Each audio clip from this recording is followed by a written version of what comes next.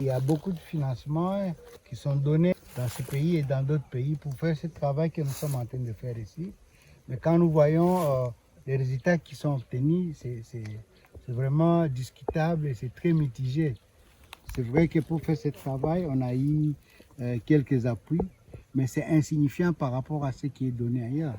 Je crois que vous venez de vider une centaine d'hectares, reboiser avec très peu de moyens. Si nous avons cette opportunité d'accéder à des grands financements, je pense que vous allez trouver des milliers d'hectares reboisés ici dans un système agroforestier où nous privilégions l'association arbres et agriculture pour produire davantage. Donc, nous espérons que grâce à vous, grâce à votre travail de sensibilisation, nous serons écoutés par ceux qui donnent les moyens pour faire davantage. Le pays s'est engagé dans les challenges de Bonn. Nous avons pris l'engagement de reboiser 8 millions d'hectares. Et là, nous, on est à une centaine d'hectares. Nous pensons que si on a les moyens, nous pouvons contribuer à notre manière à ces défis des bons challenges de 8 millions d'hectares. Et vous savez qu'il y a aussi un programme de la présidence qui parle d'1 milliard d'arbres. Donc là, nous venons d'ajouter, on est en train de réduire pour voir comment on peut atteindre ces challenges du chef de l'État, planter 1 milliard. Et nous pensons que dans cette zone ici, nous pouvons facilement arriver à 1 million d'arbres plantés sur nos hectares ici. Donc nous sommes demandeurs parce que nous, on a un point de départ. Il y a aussi les fonds forestiers nationaux. Nous apprenons qu'ils appuient des initiatives comme la nôtre, mais nous n'avons pas encore eu cette opportunité. Peut-être qu'ils vont suivre cette émission et nous espérons que ça peut avoir de l'impact. Nous voulons avoir des moyens pour faire davantage ce que nous sommes en train de faire. Pas seulement à Lusanga, nous pouvons le faire dans d'autres provinces. Donc, merci de pouvoir diffuser et dire qu'il y a une bonne volonté, il y a un dynamisme qu'il y a ici. Les jeunes sont engagés dans le mouvement environnemental.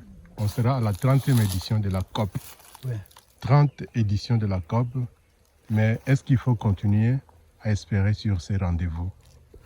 Au départ, on a placé beaucoup d'espoir et on est arrivé à la COP 21 de Paris, où on a pensé vraiment qu'on arrivait au sommet parce qu'on a abouti sur l'accord de Paris.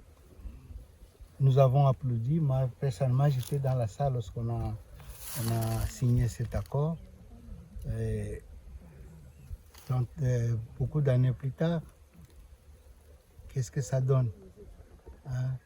Presque 10 ans bientôt depuis qu'on a signé cet accord de Paris. Toujours des promesses. La mise en œuvre pose problème. Mais en même temps, je ne dirais pas qu'on doit boycotter ce genre de rendez-vous parce que c'est le seul endroit où on a la possibilité de dire aux décideurs ce qui se passe sur le terrain et faire des propositions.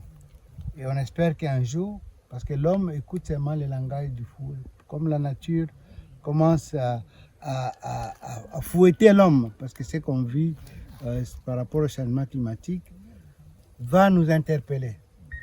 Je dis toujours mieux vaut tard que jamais. J'espère qu'un jour, ceux qui dirigent le monde vont comprendre que l'argent ne se mange pas.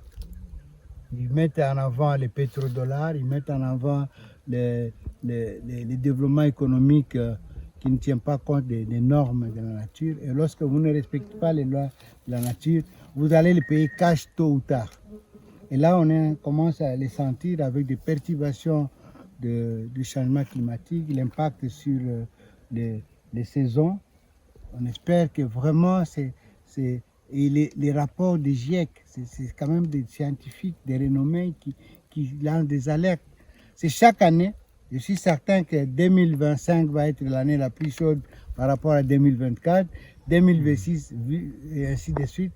Mais jusqu'où on est obligé d'aller pour comprendre qu'il faut arrêter les émissions de gaz à effet de serre qui sont responsables. Et on dit que la RDC c'est un pays solution. Maintenant, le potentiel que nous avons, mais pour le maintenir, on a besoin d'alternatives Et pour financer les alternatives, on a besoin de moyens. Donc là, je rejoins vraiment la campagne du gouvernement et de ces pays solutions qui a besoin d'un appui. Et ça va être que le message, je suis certain, de la RDC à la prochaine COP 30.